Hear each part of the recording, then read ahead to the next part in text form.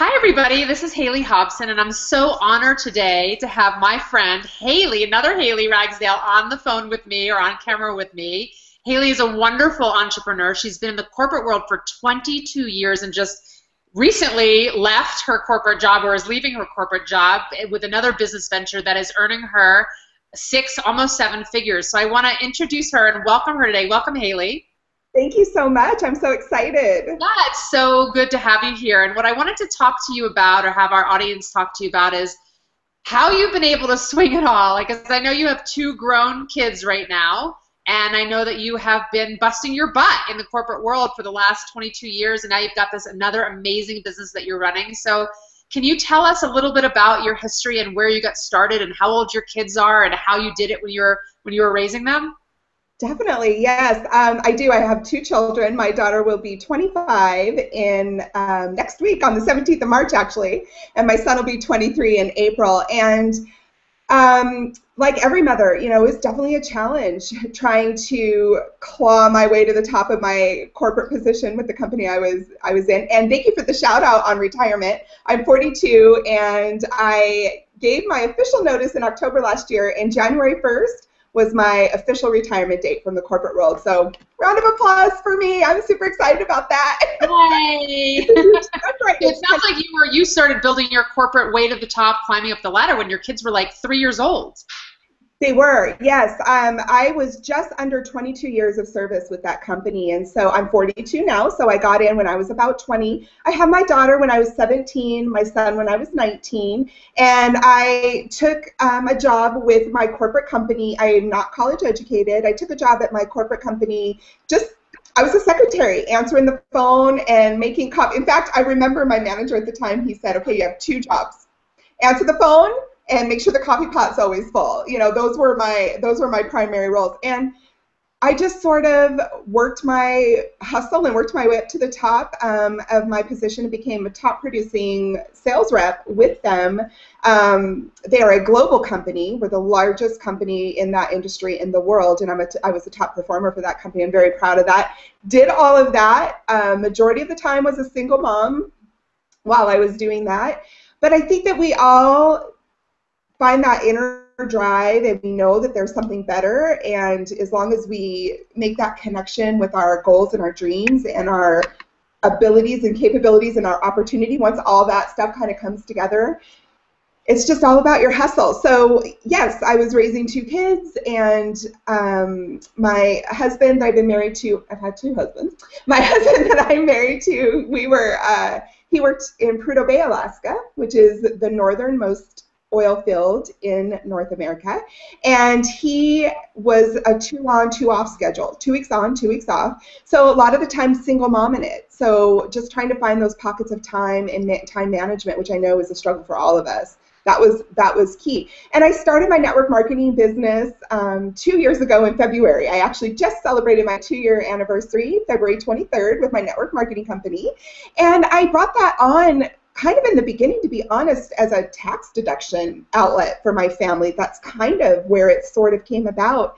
I was a kitnapper. I signed up just to get the inexpensive product that came with the starter kit with my company, and it just started snowballing, and I loved the social outlet. I loved the company. I loved what I was seeing happen, and I just decided to run with it. So for the last 2 years, I've been doing my corporate job, which was a 40 to 60-hour-a-week job. Mind you, I flew an average of between 80 and 100,000 airline miles annually for about the last 10 years with my corporate job, and then building my network marketing business full-time on top of that as well for the last 2 years. That's pretty impressive. Now, I know that by this time your kids were already in their teenage years, or they might even be in their 20s by the time your most recent business took off. So tell us a little bit about what it was like earlier on when you were climbing that corporate ladder and your kids were still in elementary school or high school, and you had a husband. I don't know which one it was, but you had a husband with needs at that time. And so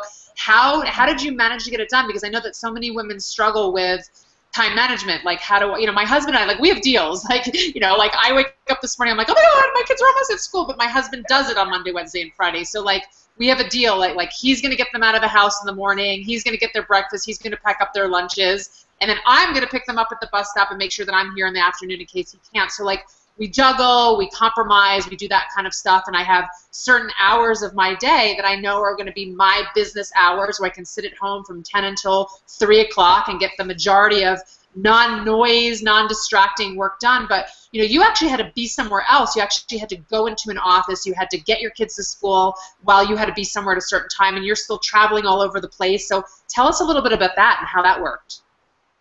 Definitely a struggle. Definitely a challenge trying to. I would love to say that I lived by and provide a growth pattern and path for everyone and say this was my schedule and if you did this too it would work for you, but the reality is we all have to sort of take into consideration our own lifestyle, the support level that we have. I am very blessed to have super helpful friends and family, always have. Surrounding yourself, I believe, with people that are helpful and encouraging and uplifting and motivating and all around supportive of you and your goals. When you're working hard and people see that you're working hard and you've shared your goals and your drive and your mission with others that care and love about you, I think that for me anyway, I noticed people were a lot more helpful. Definitely carving out pockets of time for the important things when it comes to your kids. I still tried to do lunches with them at school, you know, on Fridays. I just had little things that I tried to work in so that I didn't give up. I didn't make a grand sacrifice. I wasn't able to be one of those moms that was in the school every single day.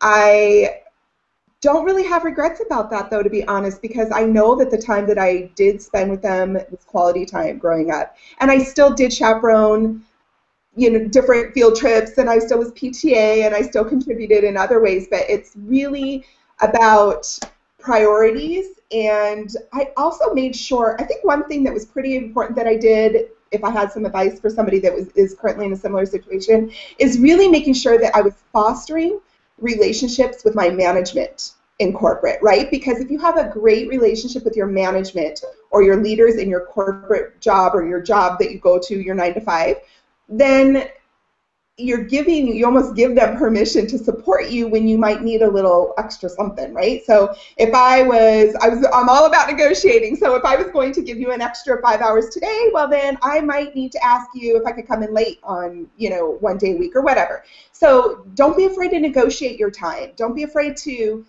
I think often as women we undervalue our own currency, right? We have our own personal economy, we have our own currency. My time is valuable, and if I'm gifting it to you and if I'm going above and beyond at work and I'm maintaining those relationships, don't feel bad about asking for a little something in return. So between that and the support of friends and family, certainly when my husband came home from Prudhoe Bay, Alaska, he was home full-time, so he was doing kid stuff full-time. So I tried to focus my business building on the 2 weeks that he was home when he had, you know, kind of took control of the household and the children, spending his quality time with them. And then when he was away, I would step back up and take on more of a leadership role with that as well and put some other things on the back burner. So that's a good point about asking for help or negotiating, because I feel like our life has to be sort of a ongoing negotiating tool, you know. So I'm the kind of person, I think a lot of women are, that they want to take on everything themselves and they're afraid to ask for help, right? So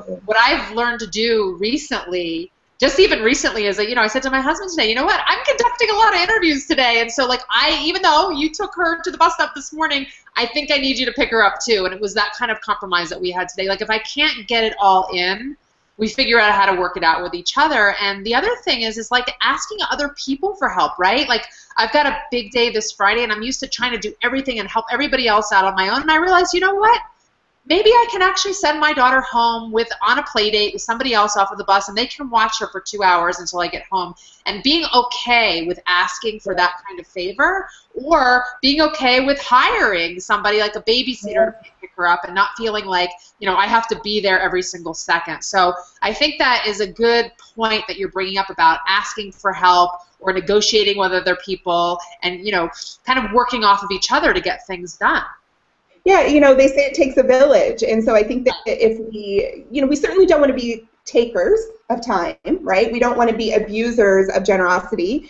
As long as we're gifting back, and it's a two-way street, and we can add value to the other moms that are supporting us and things like that, then absolutely you cannot be afraid of that. And you're doing yourself a disservice by absorbing all those burdens on your shoulders yourself. We are mothers, we understand, we need to work together and make those connections and those relationships with others that you can add value to their life. Again, we don't want to be takers, but that they also are willing and able and happy to step up and support you when needed also. Exactly. I mean, I felt a little bit stressed out when my daughter started a new school this year. She went from nursery school. We had all our friends, and everybody had their play dates arranged. And then when she started kindergarten, and I was worried, oh my gosh, I've got nobody, you know, that I know now to help out. And you have to start to make new relationships. And then when our kids go to activities together, instead of both moms being there, I was like, you know what, I like going, I'm going to go this week, let me take your daughter. And then when you offer, you know, 2, 3, 4 times, like somebody else is going to step up for you too. So definitely not being a taker. And if it's no sweat off your back, sometimes where you're not as busy, offering to be generous, knowing that in the end, you know, somebody's going to give you that help too. The other thing I wanted to ask you is a lot of women, I think, feel this sort of, you know, guilt that they have to spend every single second with their kids now because their kids age forever. And hey, I totally agree with that and see that point. I'm not saying don't spend time with your kids at all. Like when my little one, my 5-year-old, walked into my bedroom today while I was still half asleep and said, "Mommy, I have my first wiggly tooth." You know? Right. You know, like that was like a moment I was like, oh my gosh, let me feel it. However, I think that again, you don't have to be at every meeting and every whatever that you were talking about. And the benefit of building your career up like you've done, like I've been doing, is that I see you now online. I see everywhere you're going. Like you are living it big right now. You are having the time of your life. And because your kids are grown up, they can actually take off and do these things with you. And you guys are having a blast right now. I can tell from watching you on social media. So can you talk about that for a second? Because I think, you know, there's the pro, obviously, of being there every single second when the kids are little small, but they are going to grow up. Inevitably, they're going to grow up. And then what happens when you're left with nothing if you haven't built or sustained this career or this love of yours so that you can, at the end, live it big with them, right? Yes, you know, I think that beautiful points. A lot of what we have today wasn't planned. You know, when you're certainly a teenage mother at 17, a lot of what happens just sort of happens by happenstance. But I was just reflecting on Facebook today about the fact that my daughter will be 25 next week on the 17th of March. And I think back to 1990 when she was born and what my life was like then. And when I was in that place, I didn't even consider what my 40-year-old self might be doing or what kind of life or path that my 40-year-old self might want to achieve or have enriching her life. So at 17, I was just all about the moment. And I think a lot of times as new mothers, no matter what your age is, we're all about that moment, and which is a beautiful place to be. And like you said, we don't want to encourage anyone to not be that, but maybe somebody gave me some really good advice once. And it was this. It was, and my husband and I live by this to this day. Whenever you make a big purchase or you're going through a big life decision or any kind of a decision, you want to look at your life in 5-year increments. So, for example, how many times do you watch those TV shows about people looking for a new house to buy, and they have a little baby in their arms or whatever, and they don't want to buy this house because of the stairs, or they don't want to buy this house because their baby or whatever? Well, that baby is not going to be a baby in 5 years. So look at your life 5 years from now. So as soon as I kind of started to grasp that concept of where will I be in 5 years? How old will my children be in 5 years?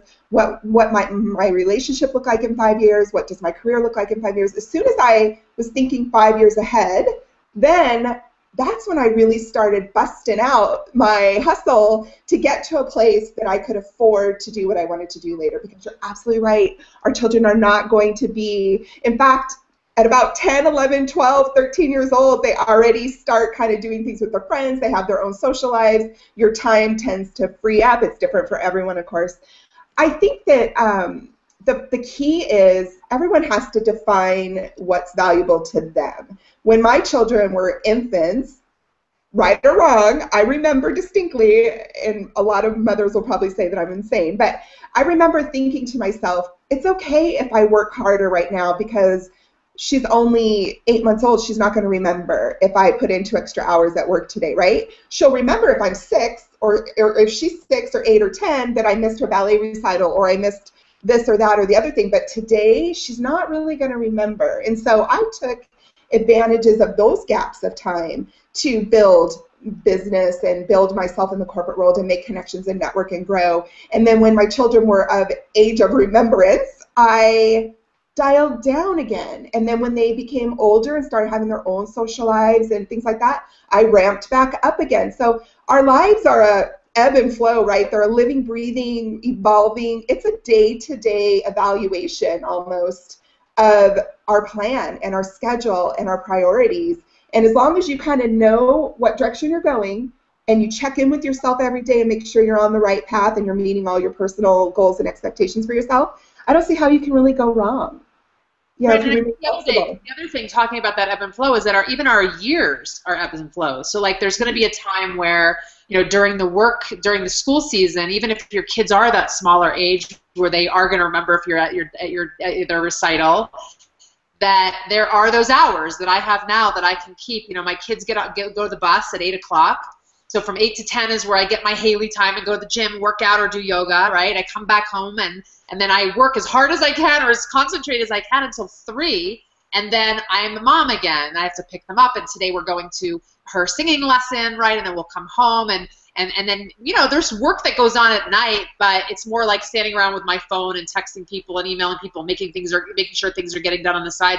But knowing like that, then summer comes, and summer's a harder time because then the kids are completely out of school. So like maybe that's a time where we're just gonna succumb. I don't want to say succumb because vacations are fun, but we're gonna, you know, take a month off and travel and be with the kids and do what we can and understand that like business is not going to be at its height at that point. So yes, it's like there's cycles and shifts in life, like you're talking about the 5-year plan, right, or the 1-year plan, but there's also cycles and shifts even during our annual year. And if people can get organized and look at their schedules, and if they can plan to work in those cycles and not be afraid of pushing and making those compromises, because you know what, like I said, you know, maybe this morning, I don't know, like I didn't walk her to the bus stop and that was something that I gave up, but I'm building something now that I know that will allow us to draw closer when she's older, because we might go on like a mom and daughter spa trip with each other because we can afford it, right? So that kind of thing. So.